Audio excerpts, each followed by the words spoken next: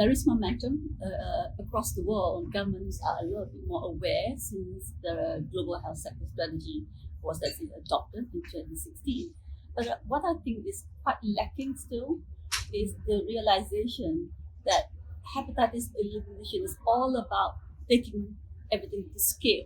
And I think that is one thing that we must actually really emphasize on as we try to advocate for the hepatitis response.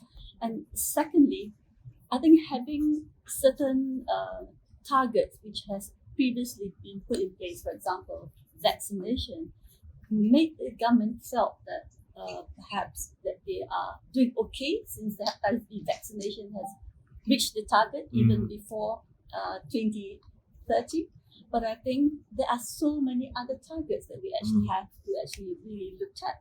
And most people only focus on the 2030 targets. But what also is actually should be emphasized is the interim targets at 2020. And I think a lot of them are not aware of this. And I think one move that the Western Pacific region, the WIPRO office has done is actually had a report card from countries on what they have achieved so far to reach the 2020 targets. And I think that is crucial because if you looked at the report card, I'm not too sure it's been presented, but at the SPEC or the Strategic Technical Advisory Committee meeting, it was presented to us. And certainly that countries are doing okay in terms of vaccination targets, that is including the 3-dose vaccine coverage. But they're not doing too okay in certain countries in the birth dose, for example. And I think one of the new things that actually has been emphasized, you mentioned about the elimination of mother-to-child transmission. I think that is also something that has to now be put in place.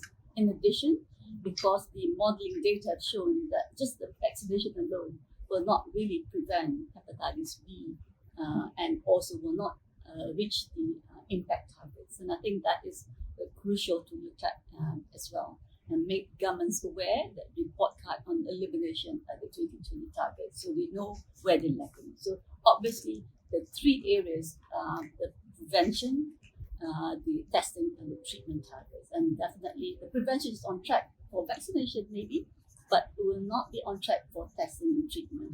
And that includes for both B and C.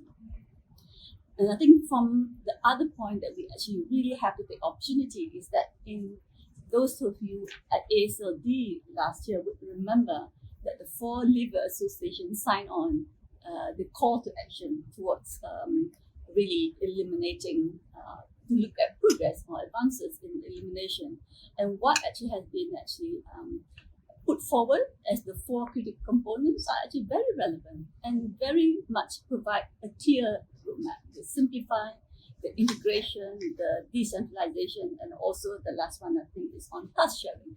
And one thing that we have to also remember that the focus was actually on hepatitis C. But for Asia Pacific region, we know that the burden is bigger for B, and we can actually really replicate for what has been mentioned for hepatitis C, for hepatitis B as well. And I think the new inclusion is the triple elimination framework, and I'll be talking about that tomorrow too during the session on connected in pregnancy.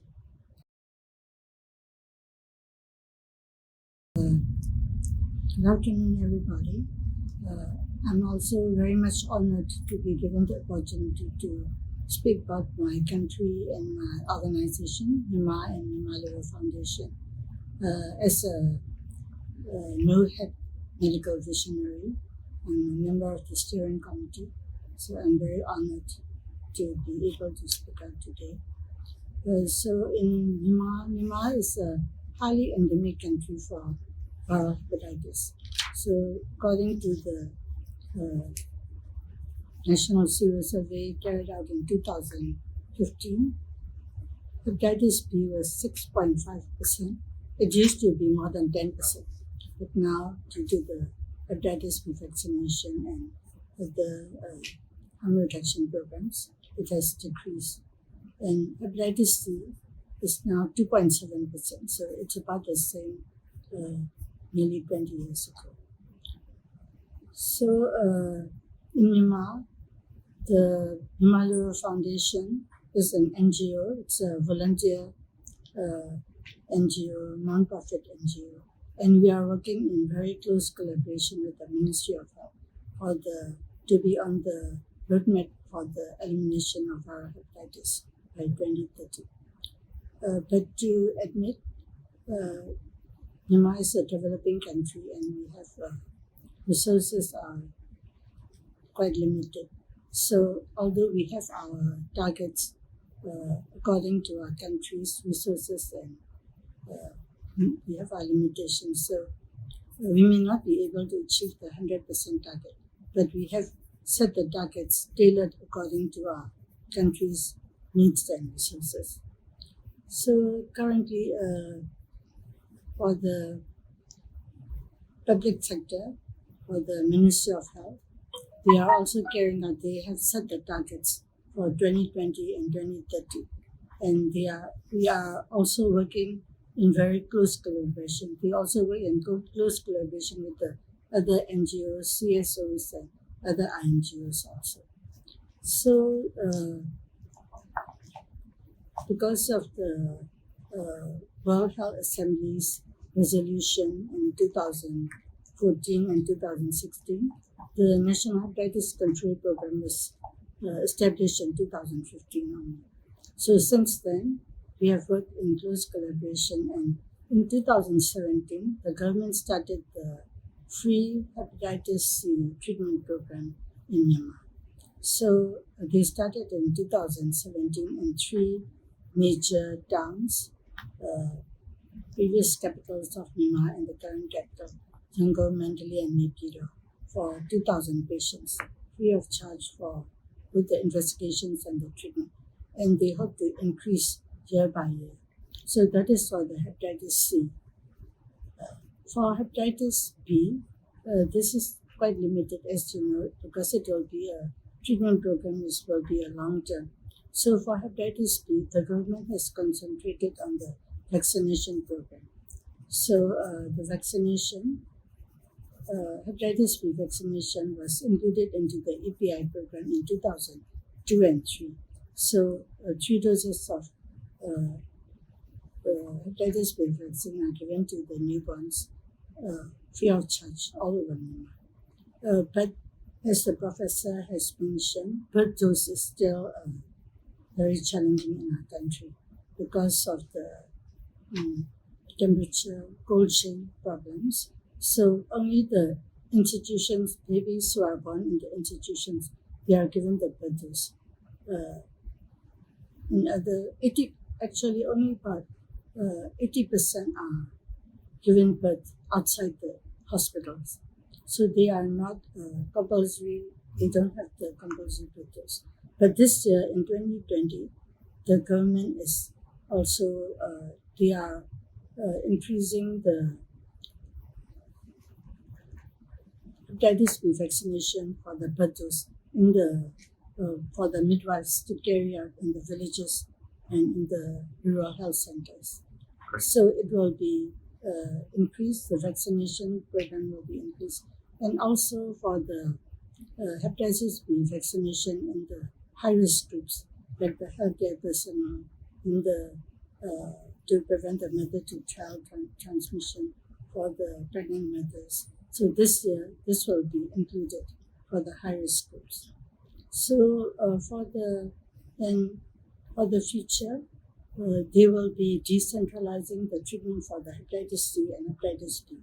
The government has produced the national treatment guidelines, the simple guidelines for both hepatitis B and C.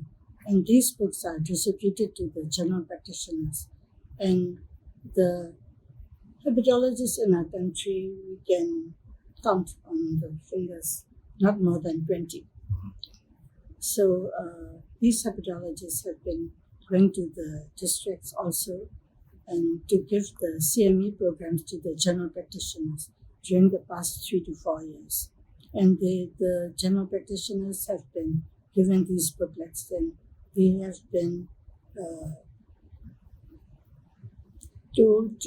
they have been asked to give treatment for hepatitis, uncomplicated cases of chronic hepatitis B and C.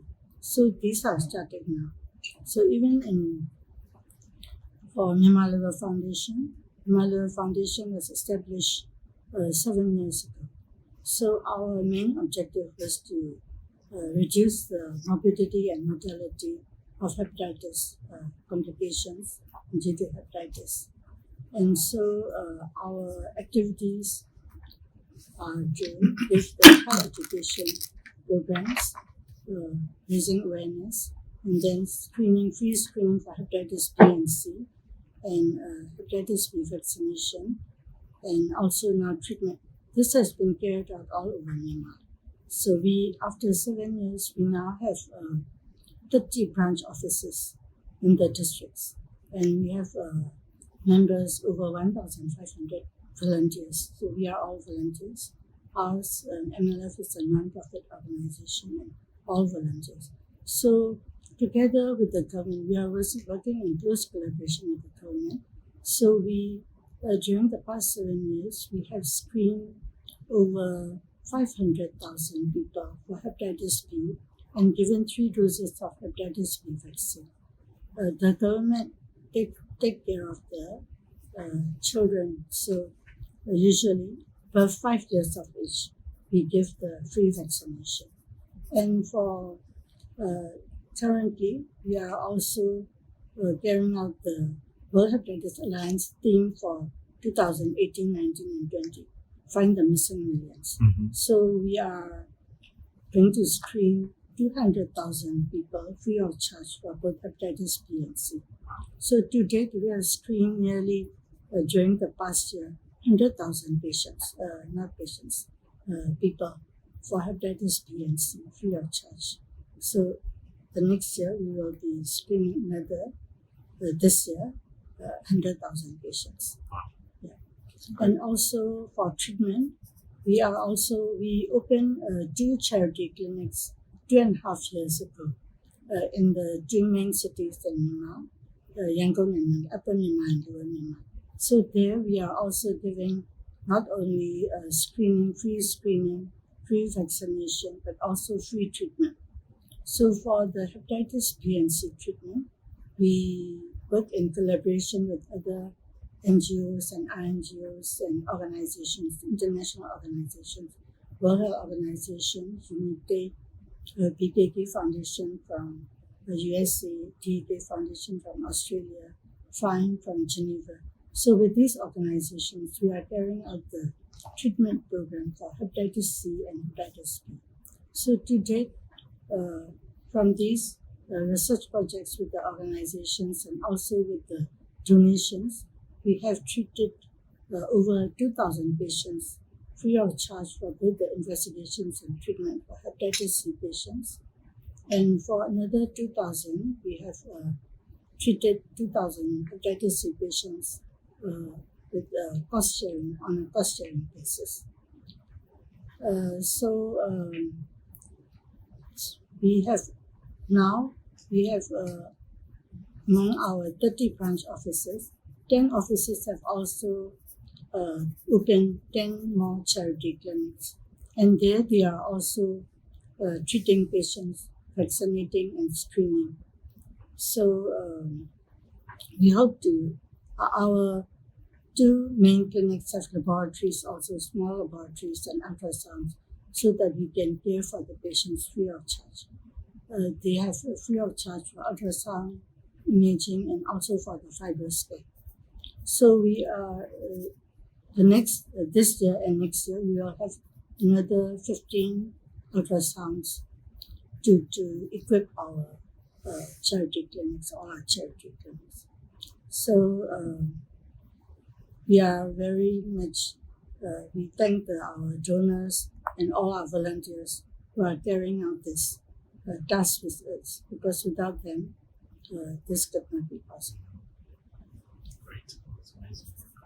We also carry out Malyasia Foundation, our main central foundation, as well as all our branch offices. They carry out health education programs also. Mm-hmm. So for every hepatitis B vaccination program, first we carry out the health education program, and then free screening, and then vaccination, all in one day. That's incredible. Brilliant. Well, thank you both of our speakers. Is there any questions or comments for our speakers? I have a question for Raz. So you mentioned the WIPRO scorecards, which are great. And I know that we actually had a call with Pauline from WIPRO earlier this week. Yes. And she mentioned that Malaysia is really sort of one of the countries that's really leading within the region. So what are sort of some of the key success factors that have led to Malaysia being able to take the lead within the region in terms of their hepatitis response? Other important move was the political will.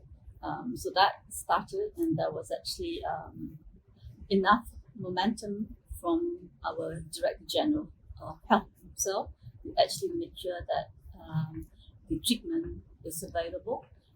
And then the other parts will be some of the testing and treatment that has been started to decentralize. So I think that is a key thing.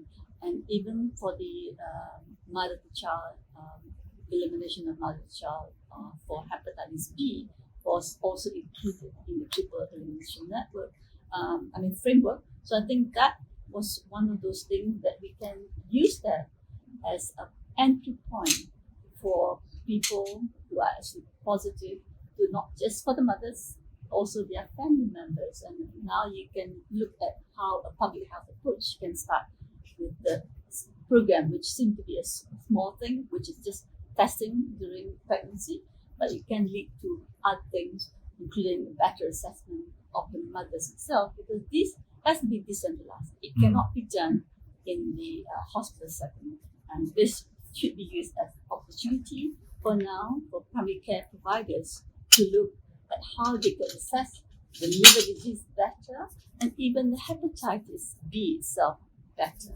I think we need to realize that hepatitis B treatment has never been in the realms of other than in the hospital setting previously. So I think this is a great opportunity to look at how we can also now decentralize hepatitis B testing and management at the primary care provider. Yeah, and that's so important, isn't that issue of decentralization? And really, that's one of the things I think the Visionaries program can really help drive around the world and make those kind of connections between community and medical and stuff. Absolutely. And you mentioned about the ECHO project, and I think this is also something that we have just started this month. And we started not to make it so alien to a lot of people who doesn't know what ECHO is all about. So we actually do it initially. We're just saying that we are doing a liver ECHO, not specific to hepatitis B or hepatitis C. And that actually has got quick picked up because we use liver cancer management, a multidisciplinary approach, so that more people are keen or be more knowledgeable on how they assess liver disease in these patients. The decentralization of the treatment for both hepatitis B and C is very important. I think although we go out to the districts and give CME programs to the general physicians, a lot of them are still reluctant to treat the patients, both the hepatitis B and C patients. Although we advise them that you treat only the non-complicated cases. Complicated cases can be referred to the hepatologist. But even for the non-complicated cases, a lot of the general physicians are still reluctant. We are trying to carry out a pilot model, how we can do this decentralization in a very urban area. In that case also, what we found out is that, sometimes only the government cannot do everything alone. So sometimes the private, public, and others, also the community participation is very important. For example, like in our project, it's also although it is a small project, like that we need to get a lot of community participation, especially the effort from the community health volunteers. Like that, as you may know that in prenatal transmission prevention, we need to provide if we can provide the tenofovir to the pregnant woman in early pregnancy, it will be very beneficiary for the virus suppression. But sometimes in In peri-urban area of Jiangkou, some pregnant women are stay, reluctant to take the early care or something like that. And also some do not want to take the, Dinofova because they stay afraid of the drug side effect and other things. And also like the delivery at the hospitals, they do not want to go to the hospital and they still want to make the delivery at their home or something like this. In such kind of situation, we need to take the help from the community-based organization and community leaders and community volunteers who have a lot in follow up the patients, go in their home, and encourage them to go to the treatment, to go and take the treatment regularly or something like that. So I want to focus is that in decentralization, we also need to think about the collaboration between stakeholders and also the community participation. Like for example, one of the state, and it is called Manipur. They have their own standard of procedure, and they have launched that one, and they're gonna follow that. So like that, slowly and slowly, they're gonna start maybe adopt the kind of thing. And mainly, I'm working with the PWIDs in Delhi, and well, there's a lot of challenges, but we're still trying to go. And the issue here is that due to the overburden of crowds in the hospitals, it takes a lot of time. Like I've already spoken to them about it, and it takes a lot of time. And we have to follow what the hospital rules are because they have their own policies and protocols in the hospital. We cannot just jump and do it. So we're trying to advocate right now for minimizing the number of visits to the hospital for Hep C treatment, so that we don't have the loss of follow clients. Because if there's a number of visits too much, and it takes the whole day sometimes. So most of people that we're working with are very vulnerable, and they're like very mobile in nature. They don't have addresses, they don't have phone numbers. They're just in the street, and it's very difficult to track them. So that is why it's for us. It would be the best way is that just to minimize as much as possible, so that we can keep a track on them and at least put them to treatment, and then get done with it, so that we can go to different people, and that's what our main target is. So under FIND project last year, we were able to do some, link some clients to their program. It was a pilot program for a national program, so it went very well. So right now, the project is over, so now the national program is on it. So we just hope it's going to be going good, and treatment should be there in hospitals. Great, terrific. Thank you very much. In 2018, there was a diphtheria outbreak, and at the tail end of the outbreak, we started to observe in our field hospital there. We started to observe a lot of cases with HCV cases, and according to the doctors who were treating them, it is unusually high. So that's where we started to work on this. Now, we did a number of data collection. Initially in the hospital that we were working, and later in all the field hospitals, we observed the rate is somewhere between, depending on the hospital and the method of collection, the data is not comparable. Anyway, it's about 10 to 20%. Well, it was very high. The lowest is about 11% so. Later we presented this to several authorities, including WHO, MSF, and others. And there was a methodological issue here. The issue is, hospital data naturally shows high percentage of disease. So we need to know what is the prevalence among the population. So we conducted, with the approval from the government, we conducted a screening test. We didn't do RNA test. We only did a rapid test followed by a ELISA test, and the percentage is 10.65% among the population. So the sampling was 2,000. Statistically we needed only 1,000, but we had double the number. Now, since we have been gathering our resources and getting people to help us. The main focus is to do point of care treatment, where we focus on test and treat on the same day. Now, so far we have gathered most of the resources with the participation of Bangladeshi NGOs, and we also have partnered with several other universities to help us to understand or to answer the question why HCV is very high among this population against the backdrop of Bangladesh is estimated at 0.84%. Now, our data shows about 10.65%. And another unusual pattern here is it is mainly the highest percentage is adult female. So why this is not common? So these are the questions that we need to attend, and also to equip us better to deal with the problem. And campaign and awareness is a very integral component of whatever we are doing now. And we're going to start a pilot project with one particular refugee camp in that complex of camps. It is expected to start soon. And following that, we will plan how to do for the rest of the community. So the challenges are enormous. But what made me to come here is because I'm quite familiar with the NOhep programs in Bangladesh. I know Professor Rosmawati is involved in Malaysia, and she has been a pillar for us, helping all our work in Bangladesh, among the Rohingya community. But there are others in Bangladesh who are involved, and they are part of the team who are doing this work.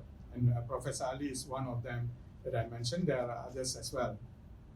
So, working in this area for more than 18 months, I can certainly vouch, I'm not from this background, but I can certainly vouch that the most important component will be to create the awareness among the people about this disease, how to control this disease within the community setting.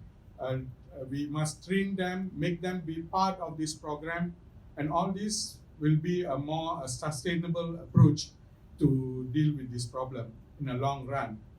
So I think that's about it. I will present later about the details of the program. I think until then, that's about it. Thank you. Great, thank you.